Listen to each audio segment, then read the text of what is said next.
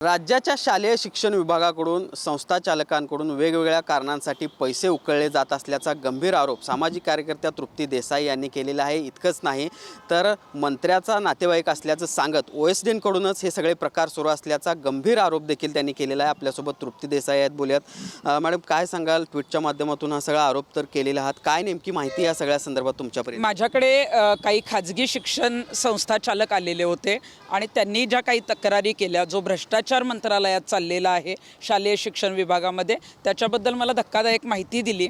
दादा भुसे जे आहेत ते शालेय शिक्षण मंत्री आहेत आणि त्यांचाच OSD असणारा जो एक व्यक्ती आहे, जो त्यांचा नातेवाईक म्हणून सांगतो, त्यांनी जे आहे ते प्रत्येक जे आहे म्हणजे अगदी खाजगी शाळांची जी अंतिम मान्यता जी घ्यायची असते मंत्र्यांकडून, त्याच्यासाठी 5 लाख रुपयाचा रेट आहे। तुम्हाला जर तुकडी वाढ करायची असेल तर त्याला 4 लाख रुपयाचा रेट आहे। शाळेचं जर इरादापत्र पाहिजे असेल तर त्याला 3 लाख रुपये रेट आहे। आणि अनेक संस्था चालकांकडून असे जे आहेत ते पैसे घेतले गेलेले आहेत, तरीसुद्धा पैसे घेऊन सुद्धा 6-6 महिने जे आहेत ते मंत्रालयात हेलपाटे मारावे लागतात। मग हा भ्रष्टाचार चाललाय कुठं, कुणाकडे? म्हणजे दादाजी भुसेंना हे माहिती आहे का त्यांच्या मुखसंमतीने चाललंय, त्यांच्या आशीर्वादाने हे चाललंय का? मुख्यमंत्र्यांना या गोष्टी माहिती आहेत का? मला माहीत नाही, कारण याच्यामध्ये नाव जे खराब होणार आहे ते मुख्यमंत्र्यांचं होणार आहे। आणि म्हणूनच याच्या बाबतीतले आणखी काही पुरावे आल्यावर मी मुख्यमंत्र्यांकडे याची तक्रारसुद्धा करणार आहे। परंतु शालेय शिक्षण म्हणजे जिथं शाळा उभ्या करायच्या आहेत, त्याच शाळांच्या मान्यता घेण्यासाठी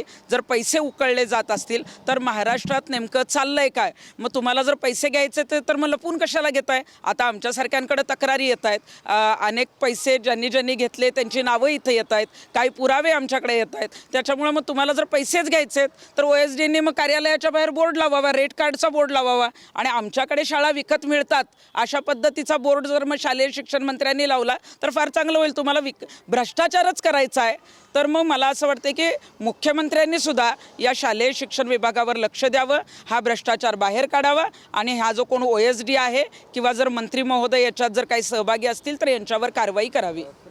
हा जो संबंधित OSD आहे तो मंत्री महोदयांचा नातेवाईक असल्याचं सांगतोय, असं तुमचं म्हणणं आहे? तुम्ही खात्री केलेली आहे का खरंच नातेवाईक आहे की तशा पद्धतीचं सांगून हे पैसे? दादा भुसे यांचा लांबचा तो नातेवाईक आहे आणि बऱ्याच जणांनी जेव्हा माझ्याकडे तक्रारी केल्या, काही पुरावेसुद्धा काही जणांकडे आहेत, काही पुरावे आमच्याकडे येणारसुद्धा आहेत, पण मंत्रालयामध्ये किंवा एखाद्या मिनिस्ट्रीमध्ये अशा पद्धतीचा भ्रष्टाचार चालतो आणि तो बाहेर म्हणजे ज्या संस्था चालकांनी जेव्हा माझ्याकडे तक्रार केली ते एवढे घाबरलेले आहेत, त्यांच्यावर एवढी दहशत आहे की आम्ही तक्रार केली हे जर शालेय विभागात कळालं तर एकतर आमच्या शाळेची मान्यता रद्द होईल किंवा यापुढं आमची संस्था चालवण्यासाठी आम्हाला त्रास दिला जाईल। त्यामुळे ती नावं घ्यायला पुढे घाबरत आहेत। आणि शालेय शिक्षण विभागामध्ये जेव्हा हे संस्था चालक जातात, जर तुमच्याकडे 5 लाख 4 लाख 3 लाख तो जर रेट असेल तरच त्यांना कार्यालयात उभं केलं जातं, नाहीतर उभंही केलं जात नाही। अशा पद्धतीच्या गंभीर तक्रारी आहेत, तर हे आपल्या महाराष्ट्रात तर अजिबातच घडायला नको। त्यामुळे मुख्यमंत्र्यांनी याच्यात लक्ष घालणं गरजेचं आहे आणि पुढील आठवड्यात सगळ्या पुराव्यांसहित जे आहे ते मुख्यमंत्र्यांकडे मी लेखी तक्रार करणार आहे। या सगळ्या गंभीर प्रकाराची व्याप्ती OSDपर्यंतच मर्यादित आहे की पुढे देखील हे प्रकरण गेल्याचं दिसते किंवा तिथपर्यंत सुद्धा आहे? OSD जे आहेत ते रेट कार्ड देतात, पैसे घेतात, या संदर्भातल्या तक्रारी आहेत, परंतु OSD एकटे हे करू शकणार नाहीत। मी आपल्याला सांगितलं की दादाजी भुसे यांना हे माहिती आहे का त्यांची मुखसंमती आहे? त्यांचे जर हे OSD सांगत असतील मी नातेवाईक आहे आणि त्यांच्याच शिक्षण विभागाचा OSD सारखा प्रमुख पदभार असलेली व्यक्ती जेव्हा अशा पद्धतीचं काम करते तेव्हा मंत्र्यांना माहीत नाही असं होऊच शकत नाही। त्यामुळे तुम्ही एकतर डोळेझाक करताय किंवा मग भ्रष्टाचार करताय आणि हा भ्रष्टाचार आता बाहेर काढणं गरजेचं आहे। आणि यासाठी आता मी जेव्हा सोशल मीडियावर ही पोस्ट टाकली त्याच्यानंतर तर अनेक जणांचे धाबे दणाणलेत। म्हणजे जसा शिक्षण विभागामध्ये असा भ्रष्टाचार चालू आहे, अनेक ठिकाणी असे रेट कार्ड चालू आहेत, अशा पद्धतीच्या तक्रारी येत आहेत। त्यामुळे मग मंत्रालय हा रेट कार्डचा अड्डा झालाय का? आणखी काही तक्रारी आल्या? हो, अनेक काही तक्रारी ज्या आहेत म्हणजे बनावट जे आहे तो ID शालार्थ ID बनवल्या जातात, शाळा फक्त कागदावरच आहेत आणि त्या अस्तित्वातच नाही आहेत, अशा पद्धतीच्या काही तक्रारी आलेल्या आहेत। शिक्षण विभागामध्ये जेव्हा संस्था एखादी काढायची झाली तर काही अधिकारी ते मंत्र्यांपर्यंत जवळजवळ 50 लाख रुपये वाटावे लागतात, अशा पद्धतीच्या काही तक्रारी आल्या आहेत। 50 लाख रुपये जर वाटावे लागत असतील तर मग गरिबांनी शाळा काढायच्याच नाहीत का? म्हणजे शाळा आमच्याकडे विकत मिळतात असं महाराष्ट्रामध्ये जर धोरण राबवलं जात असेल तर तो पूर्णपणे चुकीचा संदेश आहे. हे भ्रष्टाचार जो आहे तो मोडीत काढणं गरजेचं आहे. पुरावे आपल्याकडे काही येणार आहेत, त्यापूर्वी हे सगळं थांबावं असे एक आवाहन तुम्ही या पोस्टच्या माध्यमातून केलेलं आहे. वाटतं तुम्हाला हे सगळं इतक्या सहजासहजी थांबेल किंवा तशी वेळ येणार नाही? माझी अशी इच्छा आहे की मुख्यमंत्र्यांपर्यंत हे जेव्हा पोहोचेल तेव्हा मुख्यमंत्र्यांच्या अखत्यारीत असलेलं हे खातं आहे, त्यामुळं ते या शिक्षण विभागाला आदेश देतील आणि ह्या सगळ्या गोष्टी थांबाव्यात असं आव्हान आम्ही केलेलं आहे. कारण एकदा जर पुरावे आले किंवा काही व्हिडिओ जर आले तर मात्र मग आम्ही थांबणार नाही. मग आम्हाला मंत्रालयापर्यंत येऊन जे आहे ते आम्हाला लोकशाही पद्धतीनं आवाज उठवावा लागेल. कधीपर्यंत तुमच्याकडे हे पुरावे? अजून 8 दिवसामध्ये काही पुरावे आलेले आहेत आणि काही महत्त्वाचे पुरावे जे आहेत ते 8 दिवसामध्ये मला प्राप्त होणार आहेत. एका बाजूला पटसंख्या नाही म्हणून राज्यातल्या बऱ्याच शाळा बंद केल्या जात आहेत आणि दुसऱ्या बाजूला अशा पद्धतीनं हे पैसे उकळल्याचा दावा होतो. हे बघा, पटसंख्या नाही तर तुम्ही मग मुलांना तयार करा. मुलं शिकली पाहिजेत. आदिवासी पाड्यातली कितीतरी मुलं आहेत जी शिक्षण घेत नाही आहेत किंवा तिथल्या मुलांना जे आहे ते तुम्हाला शिक्षण आला किंवा आता आज डोंगराळ भागामध्ये तिथे शाळा नाही आहेत किंवा जिथं शाळा आहे तिथं पटसंख्या, तिथं तुम्ही शिक्षकांना ती कामं करण्यासाठी संधी द्या, प्रोत्साहन द्या. पण इथं जर तुम्ही पैसे घेऊन जर भ्रष्टाचारच करणार असाल आणि शाळा तुम्ही विकत देणार असाल तर मग पटसंख्या कशी वाढेल? म्हणजे विद्यार्थी कसे वाढतील? म्हणजे यांना विद्यार्थी वाढवायचे नाही आहेत, पटसंख्या वाढवायची नाही आहे, यांना भ्रष्टाचार जो आहे तो करायचा आहे आणि शाळा विकत द्यायच्या आहेत. आणि अशा पद्धतीचं काम महाराष्ट्रात होत असेल तर आम्ही सहन करणार नाही. आम्हाला आवाज उठवावा लागेल, रस्त्यावर उतरावं लागेल. खरं तर 8 दिवसाचा अल्टिमेटम तर तुम्ही दिलेलंच आहे, मात्र त्यानंतर कशा पद्धतीने ही सगळी लढाई असणार? अनेक संस्थाचालक माझ्या संपर्कात आहेत.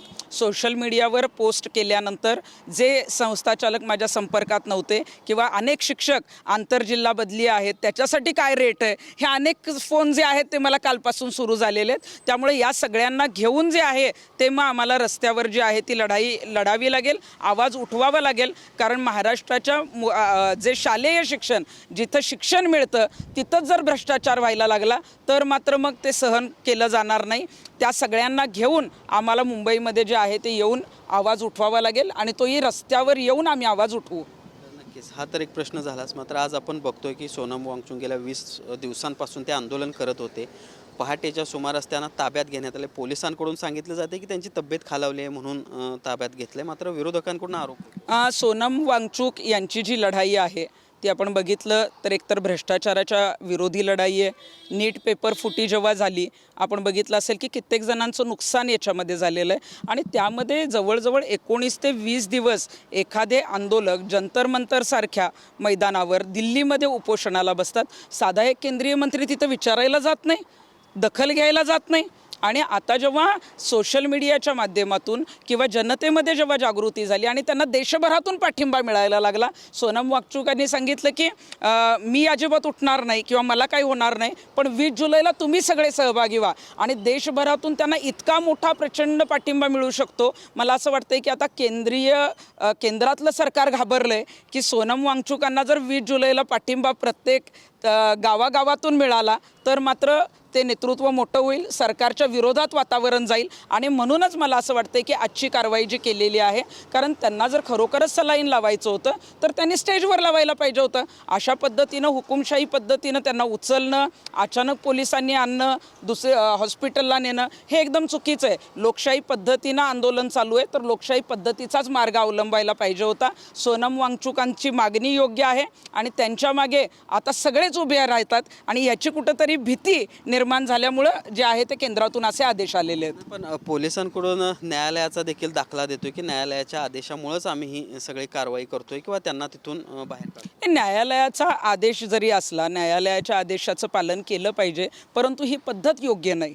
तुम्ही अचानक येताय, कुणालाही तुम्ही एखादं पत्र द्या, न्यायालयाचा जर आदेश दिलेला आहे तर त्याचं जर पालन होत नसेल तर उपोषणकर्ते आहेत किंवा तिथं जे काही आंदोलनाला पाठिंबा आहे तुम्ही कारवाई करू शकता, समन्स देऊ शकता. तुम्ही अचानक फोर्स घेऊन येणार पडदे लावणार, त्यांना बाजूला घेणार, त्यांना ॲडमिट करायला नेणार. म्हणजे तुम्हाला कुठंतरी 20 जुलैच्या आंदोलनाची भीती आहे, त्यांना मिळणारा जो पाठिंबा आहे तो कुठंतरी तुम्हाला नको आहे, त्यांच्या मागे उभी राहणारी जी शक्ती आहे ती कुठंतरी सत्ताधाऱ्यांना जी आहे ती खुपती आहे. आणि म्हणूनच सोनम वांगचुकांना ताब्यात घेतलं आहे. त्यांचं आंदोलन यशस्वी करण्यासाठी मला असं वाटतं की त्यांना ताब्यात घेण्यात, आम्हाला त्यांच्या तब्येतीची काळजी आहेच, निश्चितच त्यांच्या मागण्या मान्य झाल्या पाहिजे, तब्येती व्यवस्थित राहिली पाहिजे. पण एका धर्मेंद्र प्रधानांना वाचवण्यासाठी, एका केंद्रीय मंत्र्याला वाचवण्यासाठी तुम्ही एका आंदोलकाचं जे काही अंत बघितला आहे ना, तर ते जनता लक्षात ठेवेल. आणि जनता जी आहे ती आता म्हणूनच रस्त्यावर उतरलेली आहे. पहिला पण शालेय शिक्षण विभागाच्या बाबतीमध्ये जे काही आरोप तृप्ती देसाई यांनी केलेले आहेत त्या संदर्भातील सविस्तर माहिती त्यांनी आपल्याला या निमित्तानं दिलेली आहे. खरं तर 8 दिवसामध्ये या सगळ्या शालेय शिक्षण विभागामध्ये सुरू असलेल्या कारभाराचे पुरावे आपल्याकडे येणार आहेत. त्यापूर्वी हे सगळं थांबवावं असं आवाहन देखील त्यांनी या निमित्तानं केलेलं आहे. मात्र हे जर थांबलं नाही तर मात्र सगळ्या संस्थाचालकांना किंवा संबंधित घटकांना घेऊन रस्त्यावरची लढाई देखील लढू असा इरादा या निमित्तानं तृप्ती देसाई यांनी बोलून दाखवला आहे. भूषण पाटील, TV9 मराठी, कोल्हापूर.